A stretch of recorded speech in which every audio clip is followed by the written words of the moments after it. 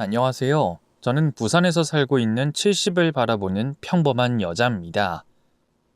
눈에 넣어도 아프지 않을 장성한 아들이 하나 있고 남편과는 오래전에 사별했죠. 보통은 사별이라고 하면 안쓰럽다는 얼굴로 저를 보곤 하지만 저는 다른 이들의 사별과는 약간 다릅니다. 남편이 죽었을 때 솔직히 슬픈 마음도 있었지만 시원한 마음이 더 컸었으니까요.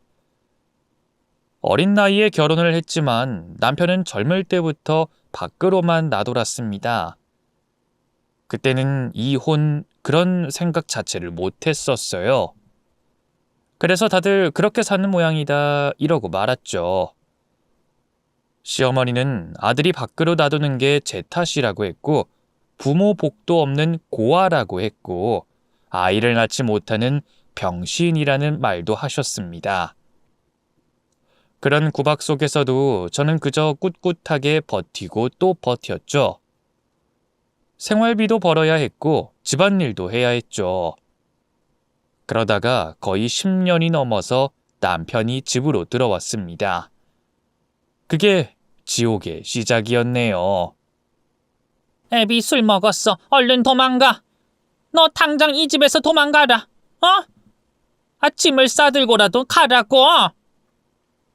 어머님, 그래도 너 죽어. 그니까 가. 얼른 가. 이 멍청한 거사. 미련한 거사. 다시 보게 된 남편은 이전에 제가 알던 사람처럼 보이진 않았어요. 얼굴은 노랗게 떠 있었고 눈은 반쯤 풀려 있었으며 머리는 듬성듬성했죠. 그리고 손을 떨었습니다. 알코올 중독 현상이었죠. 술을 매일 마셨는데 먹다가 잠이 드는 날보다 뭔가를 부시거나 저를 때리는 날이 많아졌습니다. 그게 얼마나 심했는지 저를 2년 전년 욕하던 시어머니가 이혼하라는 말을 했을 정도였죠. 어머니가 뜯어 말려도 소용이 없었고 저는 집 마당을 질질 끌려다니면서 맞아야 했습니다. 그런데도 제가 도망을 가지 못했던 건 뱃속에 생긴 아이 때문이었어요. 적어도 제 아이만큼은 엄마 아빠가 모두 있는 환경에서 키우고 싶었죠. 솔직히 그때는 남편이 바뀔 수 있다고 생각하기도 했고요. 단순히 술을 더 먹지 않게 하면 된다는 생각을 했던 것 같습니다. 하지만 당연히 그건 불가능에 가까웠죠. 내가 너 구박한 거 마음에 담아뒀어도 지금 하는 말은 그거랑은 다르다. 애미야, 저거 내 아들이지만 더는 못 써. 그러니까 넌 얼른 갈라서고 애 키워. 제 아이 아빠 없이 키우게 하고 싶지 않아요. 아시잖아요. 때로는 없는 게 나아. 내가 너 순전히 싫어서 이러는 줄 알아? 아니요. 그럼요? 싫다는데 왜 자꾸 그러세요? 저놈 애비가 저랬고 나도 참았으니까. 근데 내 아들 새끼 하는 짓 좀 봐라. 지 애비보다 더하면 더했지 덜하진 않어. 저거 보니까 알겠다. 내가 참는 게 아니었어. 나도 떠났어야 했어. 그러면 적어도 내 아들이 지 애비랑 똑같은 짓 하는 꼴은 안 보고 살았을 거 아니냐. 하지만 어머니, 안다. 너 부모 없이 커서 그 마음 알아. 근데 태어날 네 아들을 생각해야지, 아니냐? 그 사람 바뀔 수 있어요. 오늘 아침에도요. 그래. 내 남편도 네 시애비도 그랬어. 아침이면 미안하다 사과하고 저녁이면 또 때리고. 내가 그걸 몇십 년을 겪었는데 맨발로 동네 뛰어다니면서 살려달라고 소리를 지르던 게 나였어. 나는 다시 돌아가면 절대로 그렇게는 안 산다. 그러니 너도 떠나. 그때는 솔직히 그럴까 하는 생각이 들었습니다. 시어머니의 말에 무척이나 설득력이 있었죠. 비록 저를 탐탁치 않게 생각하고 막말도 하시는 분이었지만 남편이 돌아오고 난 뒤에 저를 보호해준 유일한 사람이기도 했고요.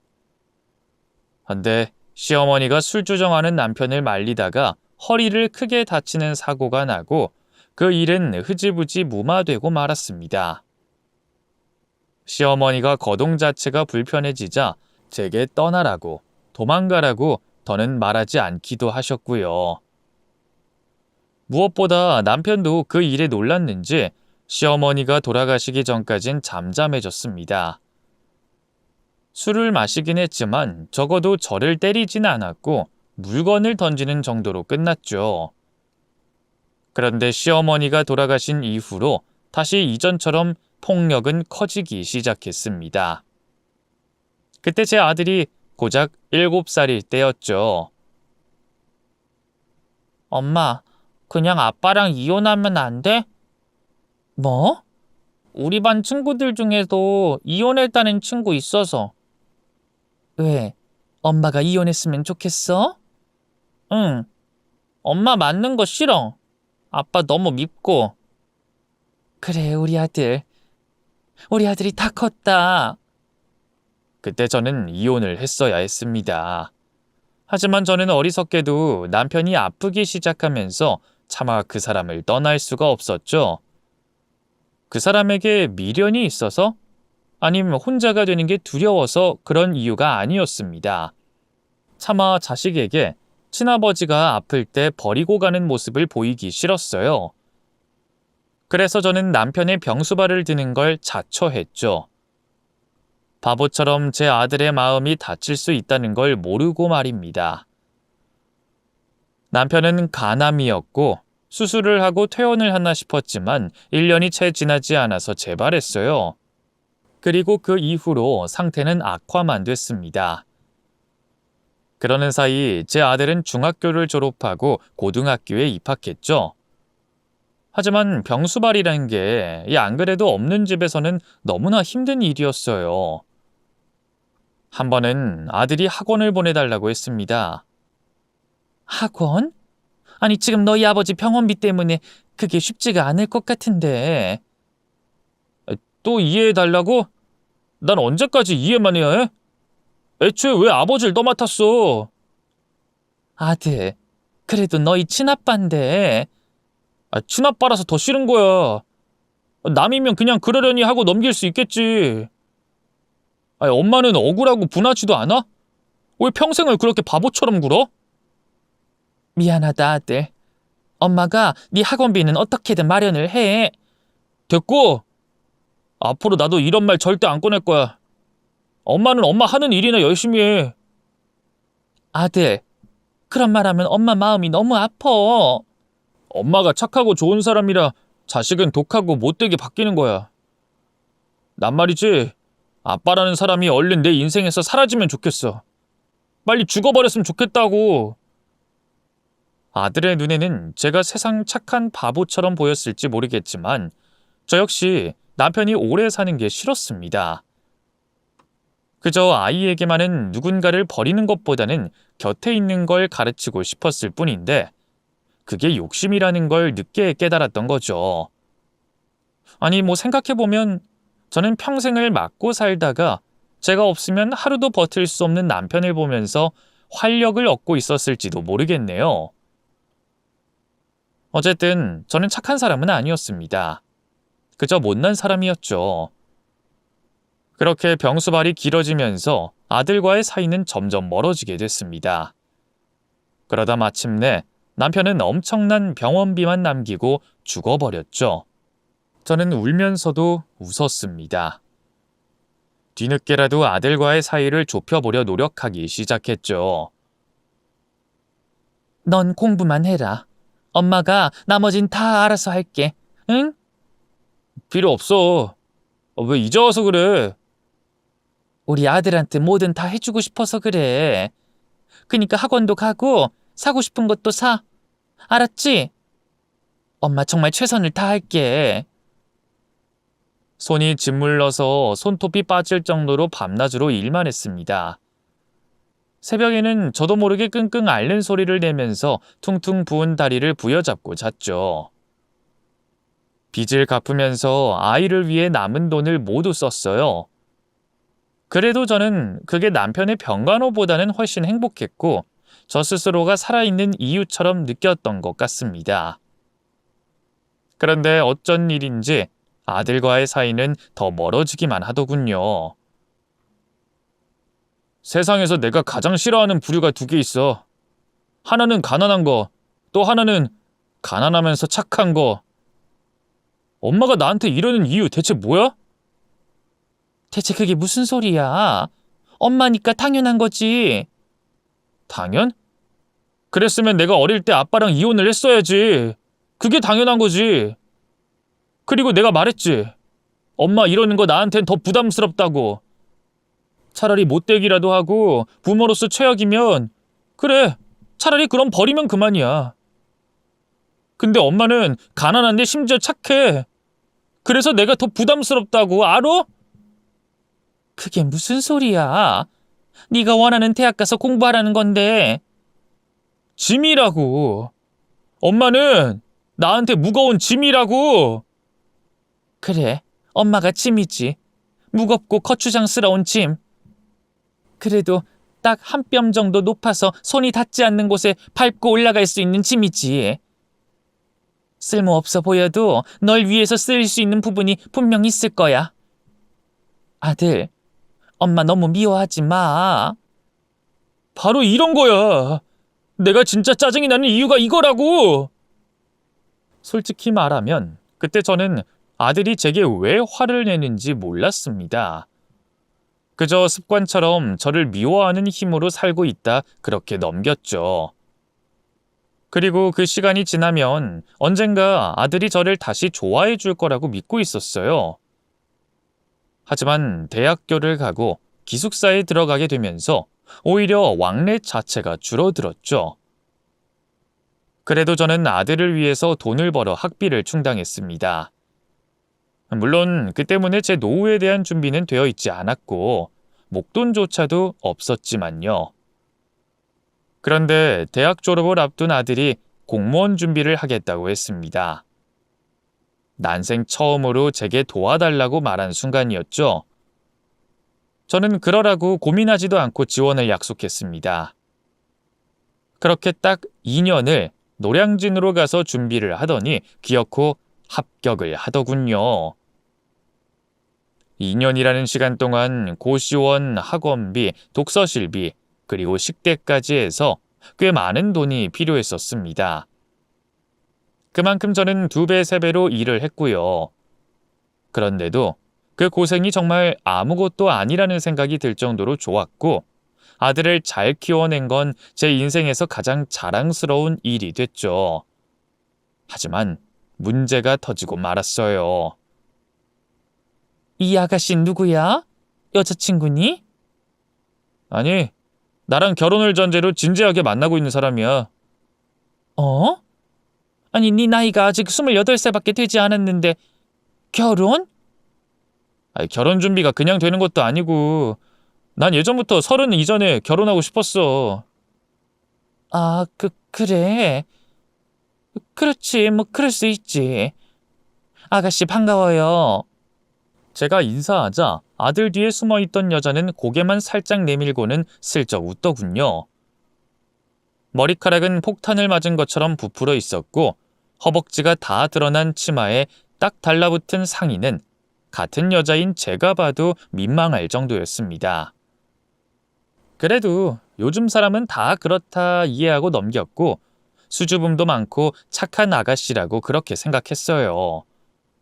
그런데 문제는 술을 너무 많이 먹는다는 거였습니다. 몇 번은 저희 집에 찾아와서 제 아들과 싸운 적도 있었고 술주정으로 인해서 민원을 받았을 정도로 소리를 굉장히 많이 질렀죠. 그래서 저는 까맣게 잊고 있었던 제 남편을 떠올리고 말았어요. 제가 살아온 과거의 모습과 아들이 닮아갈까봐 덜컥 겁도 났죠. 저희 시어머니가 해주셨던 그 말들이 다시 떠오르면서 저는 일종의 두려움에 휩싸였습니다.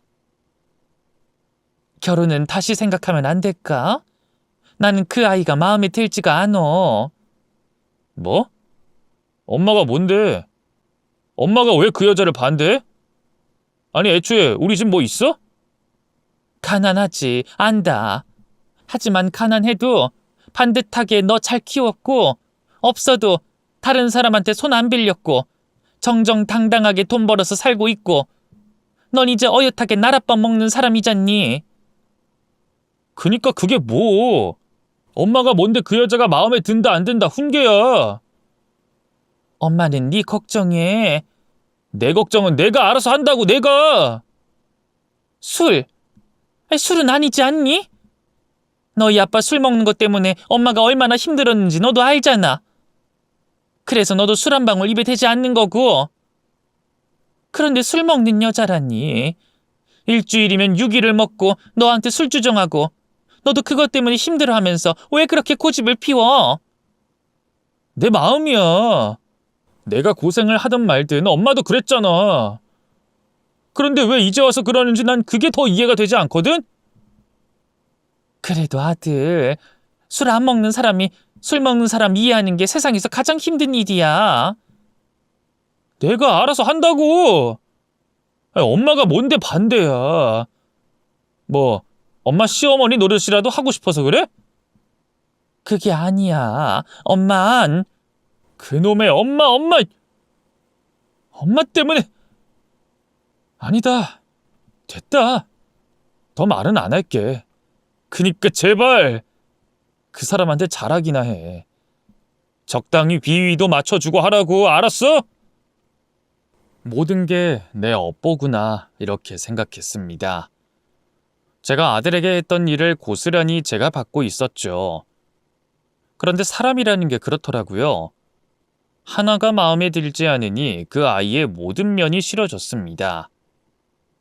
집에 자주 찾아와서 편하게 노는 것도 그랬고 손으로 반찬을 집어먹는 모습도 그랬고 아들을 발로 툭툭 때리는 습관도 싫었죠.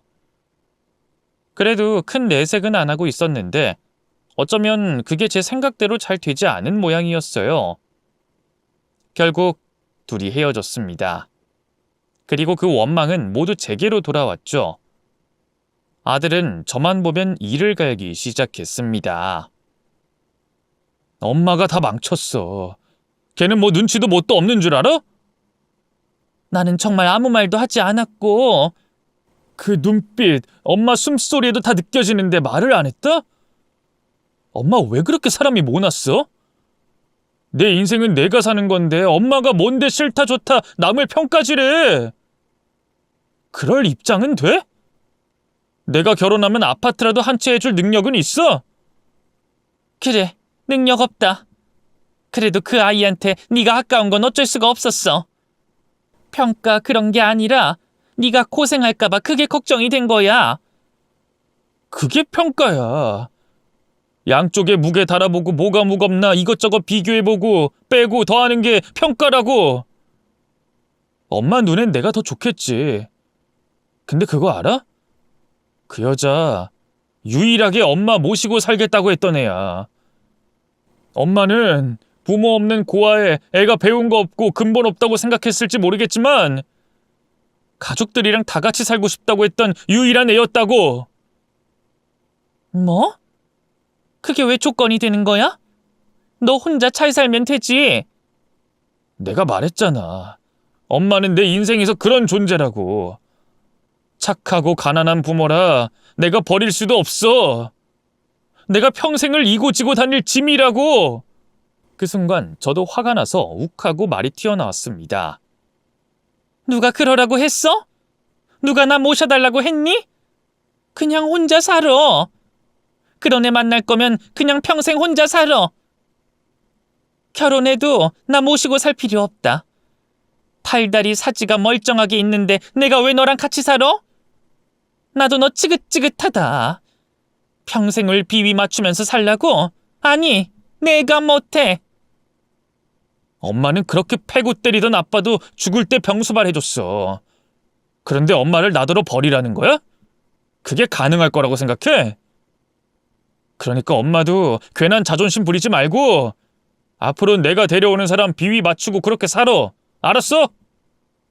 때리는 아빠랑도 그렇게 평생을 살았는데 며느리는 적어도 때리진 않을 거 아니야.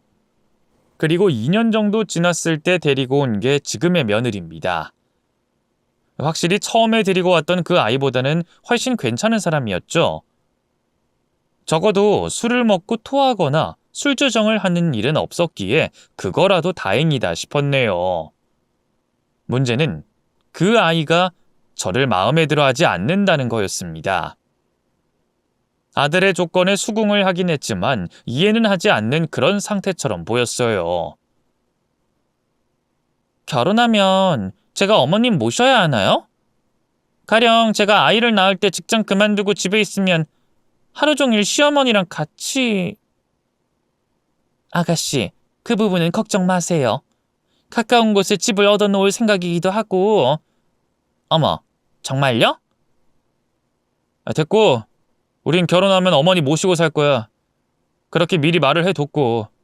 우리 둘 다 맞벌이를 할 거니까 엄마가 대충 집안 살림 좀 도와주고 아침이랑 저녁 정도만 해주면 생활비 각출해서 드릴 거고.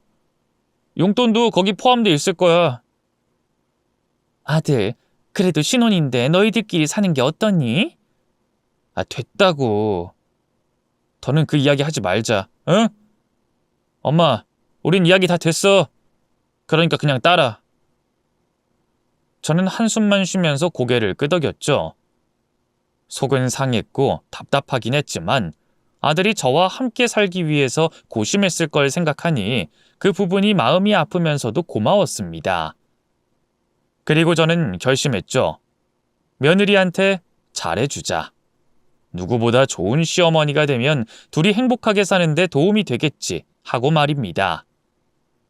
하지만 아들이 결혼하고 반년 정도 흘렀을 때부터 며느리는 저를 함부로 대하기 시작하더군요.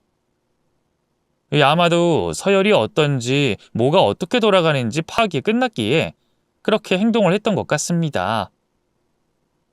물려줄 재산 하나 없는 시어머니, 아들에게 원망을 받는 어머니, 계산기를 두드려서 그렇게 해도 되겠다 판단이 선 것 같았어요. 그 이후로 며느리 살이가 시작됐죠. 아우, 먼지. 어머님, 이거 제대로 청소하신 거 맞아요? 제가 옷방에 먼지 많다고 나갈 때 말씀드렸잖아요. 이러면서 어떻게 뻔뻔하게 용돈을 받으세요? 분업이잖아요. 우리가 돈 주면 어머님은 청소랑 빨래하고 식사 만드는 거. 이러라고 돈 받는 거 아닌가요? 어디가 더러운지 모르겠는데 일단 다시 청소해보마. 눈이 나쁘시면 안경을 맞추든가요. 여기 창틀 안 보이세요? 환기시키면 먼지가 날아오잖아요. 이 공중에 뜬 먼지 안 보여요? 바닥만 깨끗하면 뭐래? 이런 디테일한 건 센스죠. 알았어. 내가 그것만 하고 금방. 저 오늘 친구들이랑 약속 있어요. 그러니까 저거 먼저 해주세요. 옷방에 내가 들어갈 수가 없잖아. 얼른요. 알았어. 그리고 오늘 저 나가고 나면 커튼이랑 이불 싹 다 갈아주세요. 이제 봄인데 너무 칙칙하잖아요. 진짜 이렇게 하나하나 말하는 것도 너무 스트레스 받네. 알아서 잘 딱 깔끔하고 센스 있게 이걸 못해? 아들 키우면서 사실상 안 해본 일이 없었던 저였습니다. 병원 건물 청소도 했었고 남의 집 일도 봐준 적이 있었죠. 그때도 한 번을 지적당해 본 적 없었던 청소였는데 며느리는 늘 뭔가 마음에 들지 않았어요. 하루는 너무 깨끗해서 자신이 미끄러질 뻔했다고 제게 뭐라고 한 적이 있을 정도였죠. 솔직히 남의 집 청소일보다 더 힘들었습니다. 그리고 마음이 너무 상하기도 했고요. 아무리 잘해도 결국 달라지는 게 없다는 허무함만 밀려들었죠. 아들, 나 정말 진지하게 생각하고 말하는 거야. 충분히 고민했고 나도 어렵게 결정한 거야. 나가서 살면 안 될까? 그것도 못하면 여기 아래층이나 옆 건물도 괜찮아. 내가 모은 돈으로 보증금 마련 충분히 되고 나도 이것저것 잘 알아보고 하는 말이야. 엄마 또 그 소리야? 지금 협박해? 나 이게 기분 나쁘니까 뭐 알아서 잘 하라는 협박이야? 뭔데? 또 뭐가 기분이 불쾌하셔서 이러는 건데? 뭐 며느리가 마음에 안 들어? 그래서 내 전 여자친구처럼 반대라도 하고 싶은데 명분이 없어서 그거 찾아? 아니, 그게 아니라 그냥 혼자서 사는 게 마음이 편해서 그래. 아이 낳으면 봐주고 내가 용돈도 받지 않고 그럴 테니까. 엄마, 지금 나가잖아? 저 사람이 나중에 엄마 또 모시려고 할까?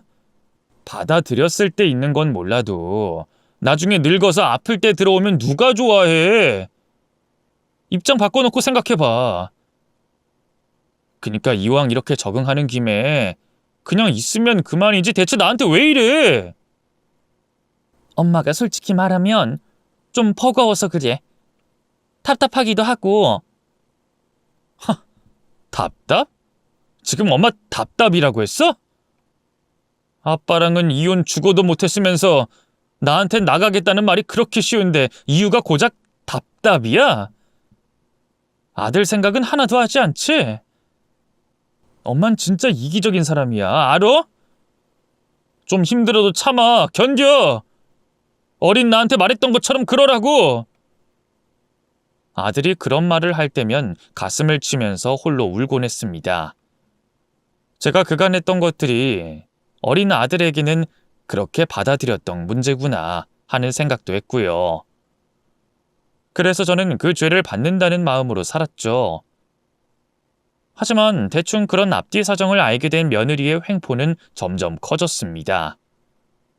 아무래도 당시 아들이 제게 하는 말이나 행동들을 보면서 며느리 역시 저를 무시하거나 구박해도 된다고 생각하게 된 것 같아요. 그래서 그건 역시 제가 감당해내야 할 몫이라고 생각을 했죠. 하지만 그 정도가 벌써 선을 넘었다고 생각이 들 정도였습니다. 세상에 착한 시어머니는 없어요. 그 이유가 뭔지 알아요? 글쎄, 내가 그걸 어떻게 알겠니? 뭔지 모르겠어요? 답이 말에 나와 있잖아요. 응? 세상에 착한 시어머니가 없는 건 죽은 시어머니가 제일 착하기 때문이래요. 재밌죠? 나 진짜 너무 웃었다니까요. 아, 그러냐? 그래, 뭐 그것도 맞지. 아니, 그렇잖아요. 지금 그럼 살아있는 시어머니는 다 못됐다는 거니까. 정말 입이 찢어지게 웃던 며느리는 정색을 하곤 제게 이어 말했습니다. 근데 저는 좀 생각이 달라요. 시어머니가 죽었을 때 물려줄 돈이 없으면 죽어서도 못된 시어머니 아닌가? 하는 뭐 그런 생각이 좀 들더라고요. 물론 어머님이 그렇다는 건 아니고 착한 시어머니가 된다는 것 자체가 말이 안 된다 이거죠. 남겨진 아들을 위해 해줄 게 없다면 더더욱 그렇고요. 그냥 생각이니까 마음에 담아두고 그러진 마세요. 며느린 이렇게 제 마음에 상처가 되는 말을 아무렇지 않게 했어요. 헌데 괴로운 건 이게 전부는 아니었습니다. 바로 자신의 친구들의 시어머니와 저를 비교하는 내용이 더 힘들었죠. 요즘 임신하면 시부모님이 며느리한테 명품 가방이랑 돈이랑 준다고 하더라고요. 아, 그러니? 그게 전부인 거예요? 알면서 모른 척 하시는 건지 일부러 답답하게 구는 건지 전 모르겠어요. 어머님도 아시겠지만 저는 워낙 솔직한 성격이라서 그렇게 돌려 말하면 모르겠거든요. 그래서 어머님은 안 해주신다는 거죠? 응? 그 명품 가방이라는 게 가격이 얼만진 모르는데 모르시겠죠? 암요, 당연하겠죠. 아시면 저한테 물었겠어요? 그리고 정확히는 안 해주시는 게 아니라 못 해주시는 거 아닌가요? 자존심은 버리기 싫은 건가? 나중에 알게 된 건데 며느리가 제게 그런 막말을 한 건 저를 쫓아내려고 했던 거였더군요. 단순히 제가 싫어서가 아니라 아들에게 이간질까지 하면서 말이죠. 그런데도 저는 그걸 막을 방법이 없었습니다.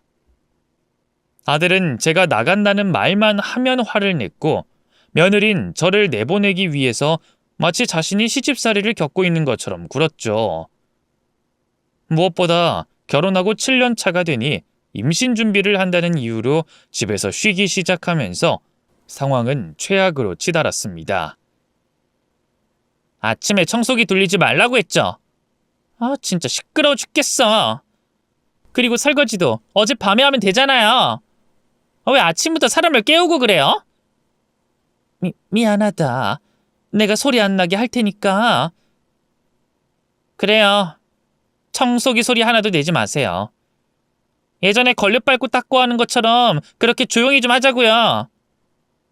제가 밖에 나가면 청소기 돌리면 되고요. 그리고 실크는 세탁소에 맡기시고 내일 신고 나가야 되니까 운동화도 따로 빨아주세요. 그건 손으로. 아시죠?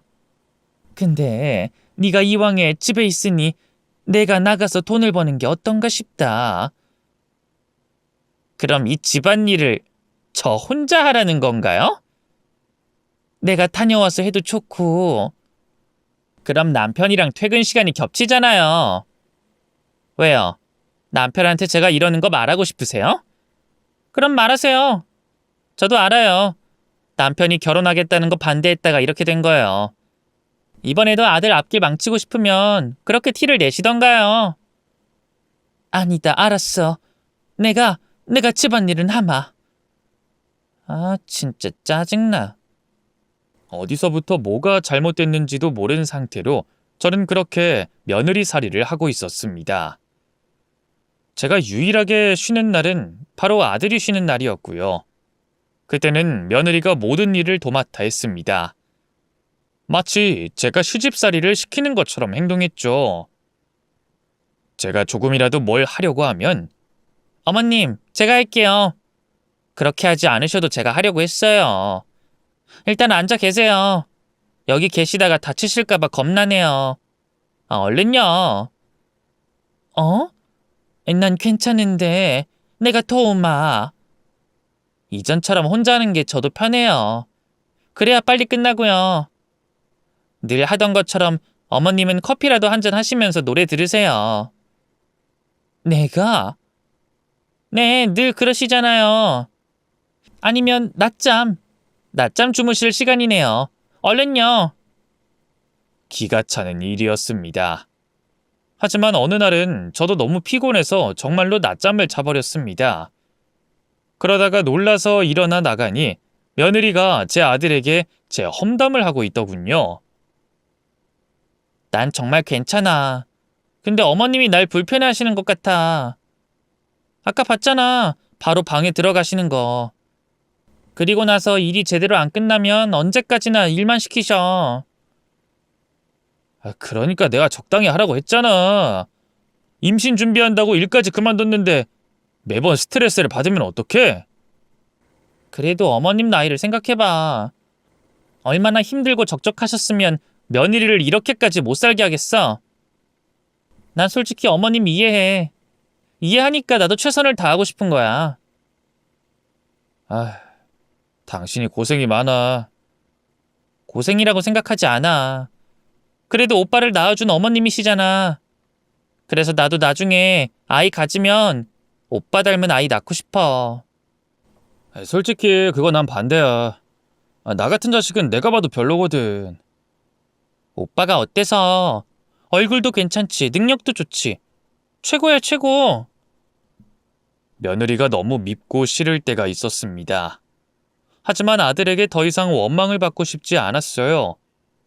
무엇보다 단 한 번도 아들의 말을 제대로 들어주지 못한 애미가 되는 게 싫었죠. 아이가 그토록 원했던 이혼을, 아들이 바랬던 관심을, 그리고 꿈꾸던 미래까지도 제가 이뤄주지 못했던 게 내내 마음에 걸렸거든요. 그래서 제게 뭐라고 하거나 아들에게 거짓을 말하더라도 둘만 좋으면 그뿐이라고 그렇게 생각했습니다. 솔직히 거의 반쯤은 포기해버린 상태기도 했죠. 마음을 다스리는 법을 많이 배웠고 그러면서도 며느리를 이해하려고 했습니다. 오죽했으면 시어머니인 나를 이렇게 싫어할까. 우리 아들이 그만큼 좋았기에 차마 떠나지는 못하고 저렇게 버티고 있구나. 전 그렇게 생각했어요. 하지만 며느리 생각은 달랐던 모양입니다. 제가 버틸수록 더 오기가 나고 심술이 났는지 모릅니다. 그래서 구박이나 시비 거는 수준이 아니라 아예 나가라고 직접적으로 말하기 시작하더군요. 이게 다 어머님 때문이거든요. 뭐? 저랑 남편이랑 아무 이상이 없는데 아이가 안 생기는 거예요. 그게 어머님 때문이라고요. 저 엄청 노력했어요. 그런데 스트레스는 만병의 근원이라는 말 아시잖아요. 그래서 제가 지금 상태가 더 안 좋아요. 마음을 편안히 먹고 그러다 보면 아니죠, 어머님. 스트레스 때문이라고요. 그 근본을 없애야 아이가 생기죠. 손주 바라지 않으세요? 그럼 우리 부부를 위해 여기서 제발 나가주세요. 저는 그러셨으면 좋겠거든요. 아니, 솔직히 요즘 세상에 누가 이렇게 시모를 모시고 살아요? 이 정도면 효도는 다 한 것 같은데. 나도 나가곤 싶은데 아들이 너무 화를 내고. 그 몇 번 이야기하고 접은 게 정말 나가고 싶은 거예요? 그냥 시위하는 거죠. 며느리 마음에 안 들어서 바꾸고 싶다고 시위한 거잖아요.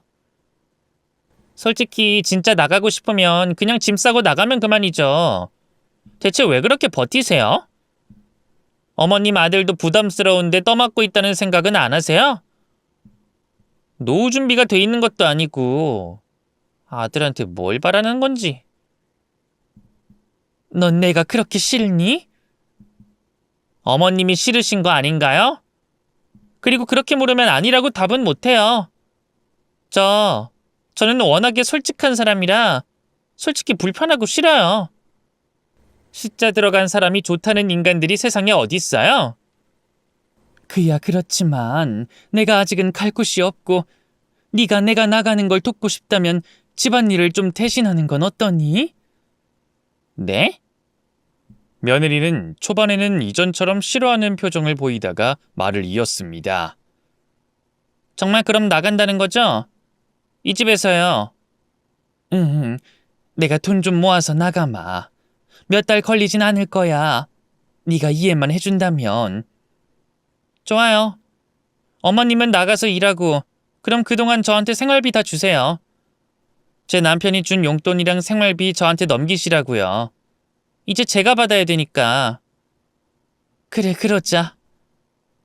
그리고 이건 비밀 맞죠? 그래. 결국 그날 이후로 저는 식당 일을 시작했습니다. 나이가 많아서 새로운 곳에서는 받아주지 않았지만 다행히 이전에 일했던 곳에서 저를 알아보고 바로 채용을 해주셨거든요. 힘이 들긴 했지만 정신적으로 훨씬 편했고 며느리도 이전보다는 덜 저를 미워하는 것 같았습니다. 실제로 제가 며느리와 있는 시간 자체가 줄어들자 며느리가 임신을 하기도 해서 아들의 웃는 모습을 자주 볼 수가 있었어요. 저 역시도 적당히 며느리의 장단에 맞춰주기까지 했습니다. 얼른 남편 보고 있을 때 저한테 일 시키는 척 하라니까요. 그렇지. 평생을 하지 않은 연기도 해봤어요. 얼른 일을 해라. 좀 자연스럽게 못하세요? 답답해. 그래도 아들은 임신한 자신의 아내에게 일을 시킨다면서 제게 언성을 높였고 효과는 확실히 있었어요. 며느리 말로는 그렇게 해야 집을 나간다고 했을 때 수월할 것이고 임신을 핑계 삼아 저를 나가게 할 유일한 방법이라고 했습니다. 제가 직접 나가겠다고 하는 건 이제까지 소용없었으니 저는 며느리의 말을 들었고요. 아들의 오해가 깊어갈수록 너무 미안했지만 그래도 저는 그 집에서 나가고 싶었습니다. 평생을 쪽방에서 홀로 산다고 해도 지금보다는 행복할 거라고 생각했어요.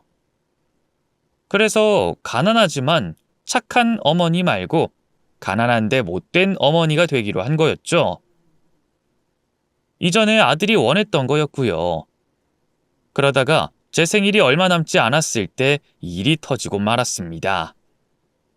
며느리가 갑자기 제 음식을 하겠다고 하더군요. 음식이라니? 임신했을 때 그런 거 하는 거 아니야. 거기다가 날짜도 아직 안정적이지 않잖니. 아, 답답하시네. 그냥 알아서 하겠다고요. 그러니까 어머니는 남편 앞에서 이야기만 꺼내세요. 이게 다 어머님 돕자고 하려는 거예요. 저라고 음식 차리고 싶겠냐고요.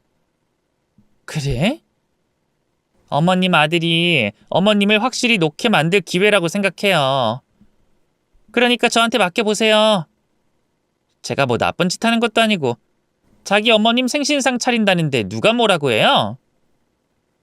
아이, 그래도 혹시나 네가 무리를 할까봐 그러는 거야. 걱정 마시라고요. 결국 저는 며느리 말처럼 아들 앞에서 생일상을 제대로 받아보고 싶다는 말을 했습니다. 물론 아들은 그것 때문에 제게 엄청나게 화를 냈죠. 엄마, 왜 요즘 들어 이래? 생각이 있으면 임신 초기인 사람한테 어쩌면 그러세요. 그냥 예전처럼 외식하고 끝내면 되는 거지. 하필이면 지금 생일상이라니. 내가 며느리한테 생일상 받고 싶어서 그런다. 엄마! 됐어, 여보. 내가 어머님 드시고 싶다는 거 다 알고 있어. 그리고 평소랑 크게 다른 것도 없는데 뭘. 그러니까 제대로 나도 차려드리고 싶어. 괜찮아. 응? 네가 자꾸 받아주니까 우리 엄마가 더 저러는 거야. 무슨 그 몸으로 음식을 해. 지금 입덧도 심하다면서. 대체 왜 그러는 건데? 나 중간에서 피 말려 죽이고 싶어서 그래? 엄마, 내가 말했어. 절대로 그건 안 된다고. 정하고 싶으면 내년에 해. 내가 차려줄 테니까. 알았어. 그래, 알았다. 아들이 바들바들 떨면서 말하는 걸 듣자 저도 계속 우길 수는 없었습니다. 며느리가 저를 짧게 노려봤지만 제 생각에도 임신 초기에 음식장만 자체가 좋은 생각이 아닌 것 같았죠. 다행히 며느리도 그 뒤에는 음식 준비다 뭐다 그런 말도 없고 해서 넘어가는구나 생각했습니다. 그런데 제가 일을 끝내고 돌아온 날에 저희 집 식탁은 엄청나게 많은 음식이 차려져 있었어요. 생전 보지도 못한 다양한 나라의 음식들로 보였죠. 저는 너무 놀라서 당황하고 있는데 아들도 뒤이어 들어오더군요. 그런데 제 아들을 보자 며느리가 울기 시작했습니다. 여보, 이게 다 뭐야? 이게 다 정말 엄마가 시킨 거야? 나는 그니까 아들. 저는 말을 더듬다가 그저 고개를 끄덕였고 이에 맞춰서 며느리는 더 크게 울었죠. 미쳤어? 엄마가 어떻게 이래? 이 사람 유산했대. 알긴 알아? 뭐? 유산이라니? 요즘 밖으로만 돌고 놀러만 다닌다고 하더니 정말이었어? 엄마 하나도 모르는 거야? 그때 며느리가 끼어들어 말했죠. 어머님 걱정하실까봐. 그리고 구박하는 게 너무 무서워서 말 못했어. 솔직히 아무리 저를 밖으로 보내려는 계획이었다곤 하지만 그 순간은 소름이 끼쳤습니다. 자신의 아이를 잃은 것까지 이용하는 게 맞나? 하는 생각이 들었으니까요. 저는 그런 며느리가 무서웠고 너무 끔찍하다는 생각이 들었죠. 일단 좋은 날이니까 얼른 앉으세요, 어머님. 여보! 난 정말 괜찮아. 이 정도 음식은 늘 해왔다니까. 이거 다 어머님이 좋아하는 음식이거든. 오빠도 얼른 먹어봐. 간이 잘 됐는지 모르겠다. 그리고 이거는 하나 놓아도 될까요, 어머님? 그러더니 밥숟가락이 일자로 꽂힌 밥그릇 하나를 놓더군요. 마치 제사상처럼 말입니다. 그걸 한참을 보던 아들과 차마 보지도 못해서 고개를 숙이고 있던 저는 짝하는 소리에 놀라서 고개를 들어보니 며느리가 한쪽 뺨을 잡고 서 있었죠. 설마 때렸나? 하는 생각이 들 때 아들이 다시 반대편의 뺨을 치는 걸 제 눈으로 보게 됐습니다. 저는 당장 달려나갔고 미친 듯이 아들의 팔에 매달려서 소리를 질렀죠. 너 뭐 하는 거야? 여자를 왜 때려? 여자를! 미쳤어? 그래, 엄마 아들 미쳤다. 그럼 이런 밥상을 보고 안 미쳐? 내가 안 미치겠어? 아들이 부글부글 끓어오르는 눈으로 저를 보더군요.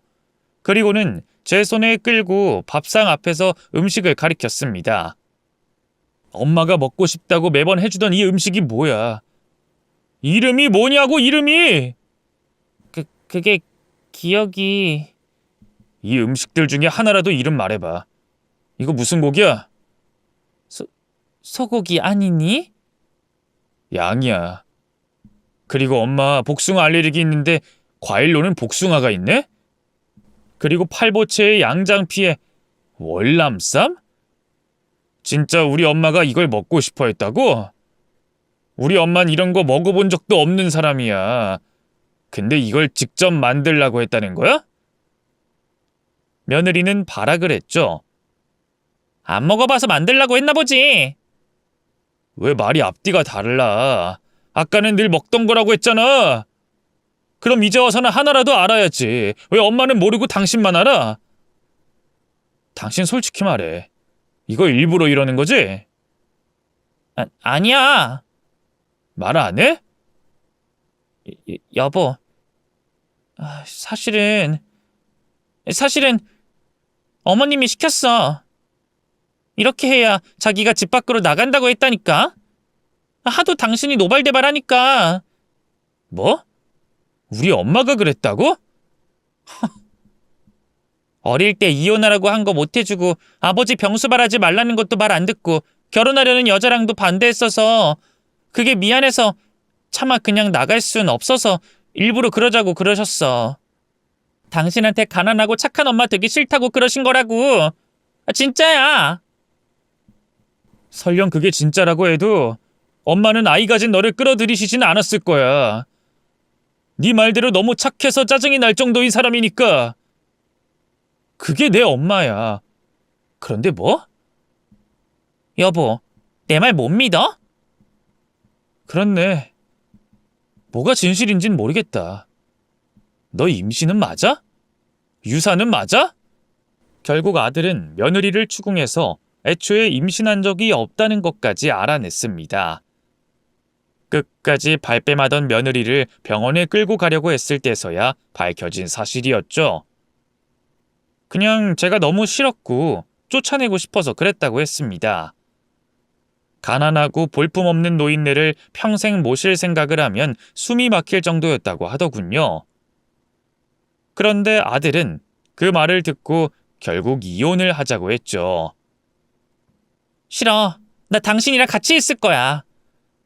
어머님, 죄송해요. 네? 이 사람 좀 말려주세요. 엄마한테 괜히 그러지 마.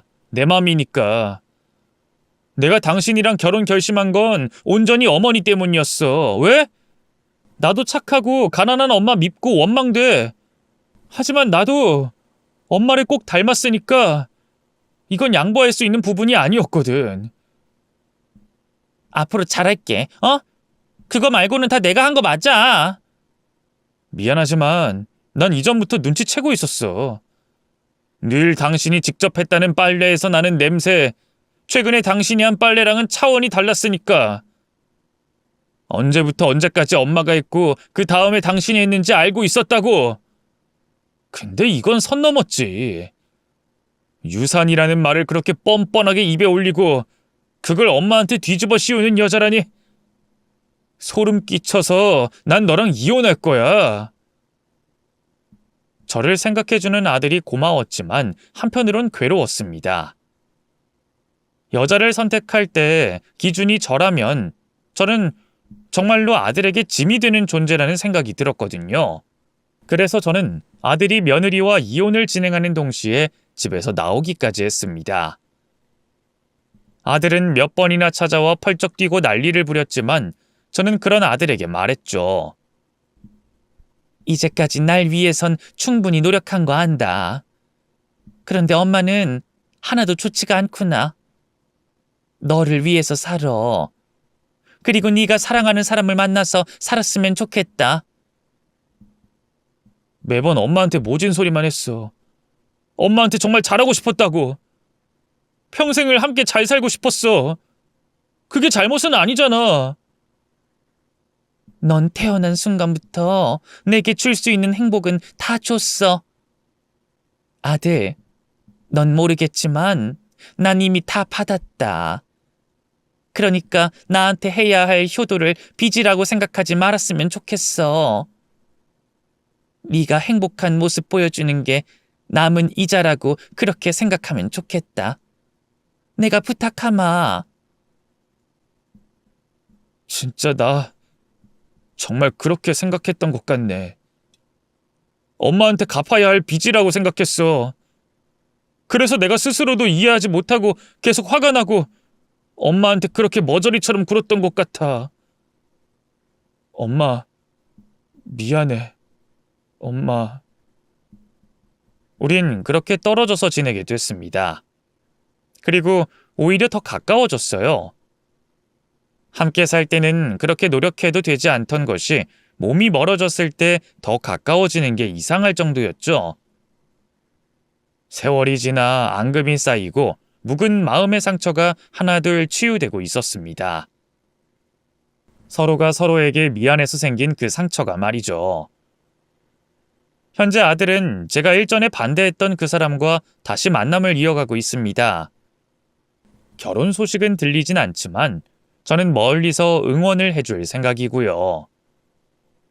때로는 떨어져 있는 게 더 가까워지는 방법이라는 걸 다른 분들에게도 알려드리고 싶었습니다.